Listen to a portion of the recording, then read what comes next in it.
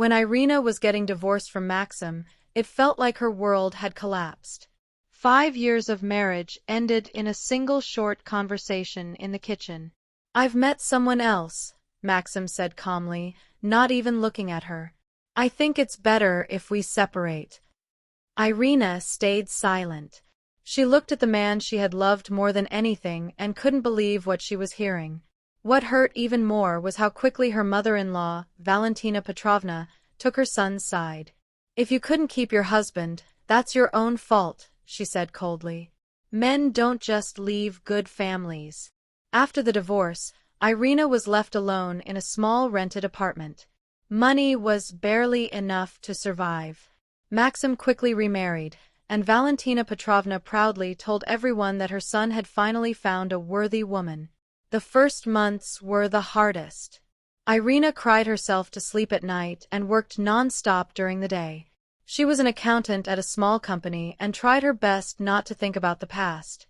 Then one day, her boss offered her a new opportunity. "I see how responsible you are," he said. "Try leading this project." Irina agreed. That decision changed everything. The project succeeded. Then another followed. Within a few years, Irina was heading the finance department of a large company. She studied, took courses, and became a true professional. Her salary increased dramatically. Later, she and a friend started a consulting business, and it grew faster than they ever expected. Years passed, and Irina went from struggling to survive to owning a spacious city apartment and a country house. For the first time, she felt truly independent. Meanwhile, Maxim's life went in the opposite direction. His second marriage turned out to be nothing like he had imagined. Constant arguments, financial problems, and resentment slowly destroyed the relationship. Eventually, they divorced. Maxim moved back in with his mother, complaining every evening about how unfair life was. "All women are the same," he would say bitterly. That's when Valentina Petrovna heard from a neighbor that Irina had become successful.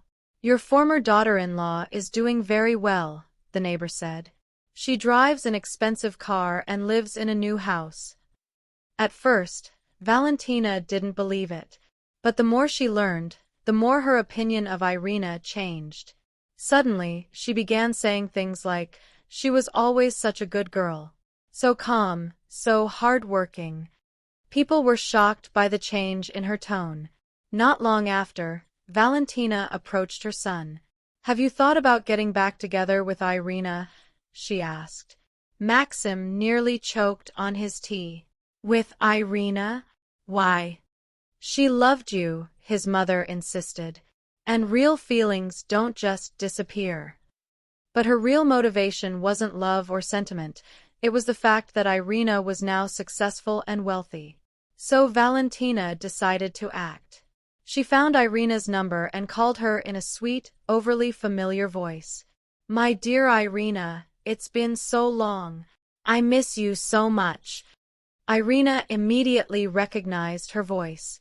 "Hello," she replied cautiously. "We should meet," Valentina said. Out of curiosity, Irina agreed. They met in a cozy cafe. Valentina arrived with a large bouquet of flowers and an overly warm smile. For the first half-hour, she talked about how wrong she had been in the past. Then she carefully shifted to the real topic. "Maxim has changed," she said. Irina took a slow sip of coffee. "Oh, really?" "Yes. He finally understands what he lost." "And what exactly did he lose?" Irina asked calmly. "The best woman in his life," Valentina replied. Irina almost laughed. Those words would once have broken her heart, but now they sounded empty and strange. "Valentina Petrovna," she said quietly, "why did you really invite me here?" The woman hesitated. "I just want you to be together again." Irina nodded slowly. "When your son left me, you said it was my fault. You didn't call me once when I was struggling. And now you suddenly remember me?" Silence fell between them. Irina understood perfectly. It wasn't love or regret. It was her success. Finally, Valentina admitted softly, maybe we were wrong. Irina looked at her. Maybe, she said. But something ended a long time ago. Valentina's eyes filled with hope. So there's still a chance? Irina shook her head. No. It ended the moment you decided I was worth nothing. She stood up, finished her coffee, and added calmly, thank you for the meeting, but I'm not going back. And with that, she left the cafe. Through the window, Valentina watched her go, finally realizing a simple truth.